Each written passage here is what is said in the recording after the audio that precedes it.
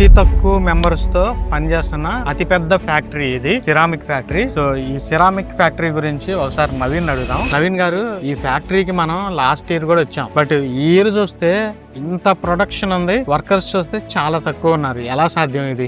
ఇది ఎలా అంటే మనకి వచ్చేతలకే మొత్తం సెరామిక్ పార్ట్స్ నేను ఇండియాలో కూడా చూశాను, బయట చూసాను, వియత్నాంలో చూశాను. బట్ ఇక్కడ ఏంటంటే 95% మొత్తం ఆటోమేటిక్ గా జరుగుతుంది. ఇక్కడ అడిగాను వాళ్ళ ఎంప్లాయీస్ ఎంత మంది ఉంటారంటే మొత్తం 16 ఎకరాల్లో కలిసి మొత్తం 500-520 మంది ఎంప్లాయీస్ మాత్రమే ఉన్నారంట.